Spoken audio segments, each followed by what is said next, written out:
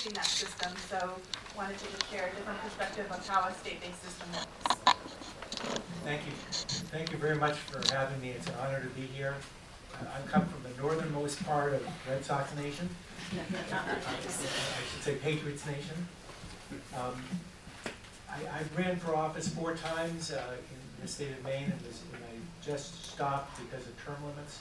I just wanted to share with you some advice I had when I first started. When I went to my predecessor in office and asked her if she had any advice for me as I was running, and she said yes.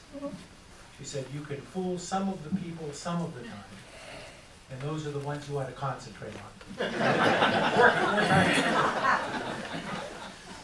So thank you for inviting me. It's an honor to be here. Tell you a little bit about the Maine experience for your consideration as you're thinking about whether this makes sense for New Hampshire.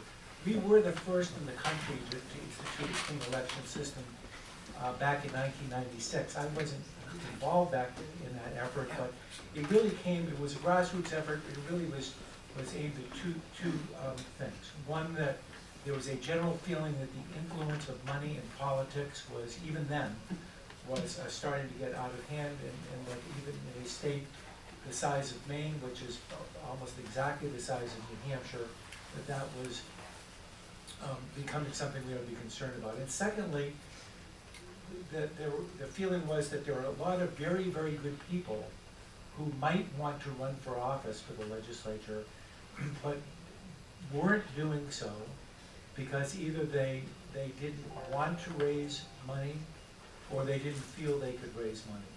And that perhaps we were leaving some very good people on the sidelines by requiring all private financing.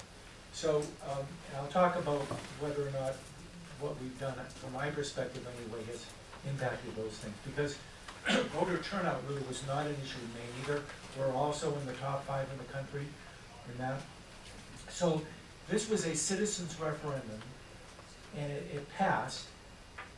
And what it said for, I'm going to concentrate on the legislature now, is that someone running for the House could raise, I think, about $500 of private money, seed money, from anywhere they wanted, and someone running for the Senate could raise about $1,500 of private seed money from wherever they wanted.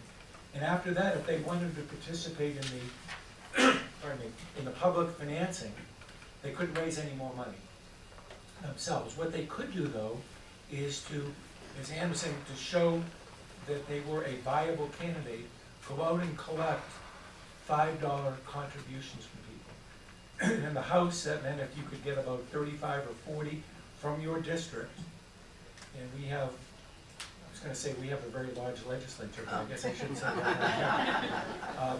Represent maybe about 5,000, about 7,000 people per district. Or in the Senate, you raise 175 $5 contributions. You would qualify for public financing. Doesn't sound like many, but it's not really all that easy to do. You can't take cash, so you're relying on checks, and there is a way to do it online, but it's not. It isn't all that easy to do. And after you got the financing, and for the House it was about, I think, $5,000 or $6,000 of funding for your campaign. I'm talking general election now. For the Senate, about $20,000. House represents, I said, maybe 7,000. Senate represents about 35,000 in Maine. That's what you got. But and this goes a little bit to Jim's point. If your opponent raised more than that it provided for matching funds on top of the initial distribution. And so if your opponent spent $30,000 and you only got 20, you would receive $10,000 in matching funds. Or if there were independent expenditures in favor of your opponent or against you, you would also be entitled to additional matching funds. And that would go up to, I think, a limit of about $20,000 additional money for, about $10,000 additional money for House candidates and an additional $40,000 for Senate candidates. And that's the system that was alive and well in Maine for quite some time. Right. And I think we all want transparency, but the problem was that it really doesn't accomplish a whole lot, because, for instance, I'll take the Republican side. Biggest contributor to a campaign could be the Republican State Legislative Committee, which is a group in Washington that raises money on the Republican side, and there's an identical group on the other side. They could be are likely to be one of the three contributors, but their contributors are hidden. And even if you try to dig into it and were successful in digging into it, that's just not something that ordinary people who have lives to live, who are out there voting, are going to have time or interest in doing. So transparency remains a real big problem. So let me talk about what Clean Elections has accomplished in Maine, and then maybe some of the criticisms as well. Has it increased participation in the process by people who might otherwise not have run it? I'd say the answer to that is absolutely yes. We have, I can't remember exactly how it's measured, but I think Maine was adjudged to be the most blue-collar legislature in the country a couple of years ago. Teachers, carpenters, nurses, people who hold real jobs. There was a time about 4 years ago, I was the best-looking practicing lawyer in the Senate. I was also the only practicing lawyer in the Senate. And so I think it's really, and you talk anecdotally to people and to colleagues, I don't know what the percentage is, but clearly a significant portion of the legislature would not be there if they didn't have an opportunity to take advantage of the Clean Election Fund. And so again, some people just hate to ask for money. Doesn't mean they can't be a good senator or representative, or they're just not very good at it. Has it increased transparency? As I said, probably not a whole lot. But it remains, I think Ann was saying, it remains in polling in Maine, I don't know the statistic, but it remains popular across the board. More so with Democrats who are polled, less so with Republicans, but still in independents, but majorities of all three, for sure. Some critics of Clean Elections say, you know what the genius was when they passed this in the first place was the name they gave it, Clean Elections. Because who can be opposed to clean elections?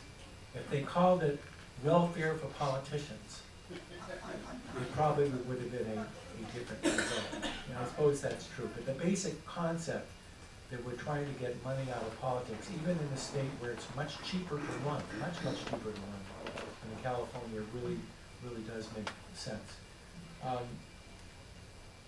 There is a valid argument to be made. And our system, by the way, is funded with taxpayer dollars. We're spending, I think, $5 or $6 million a year. Don't quote me on that. Out of a budget of about $6 billion. And many of my colleagues say, you know what? People ought to be able to go out and raise money.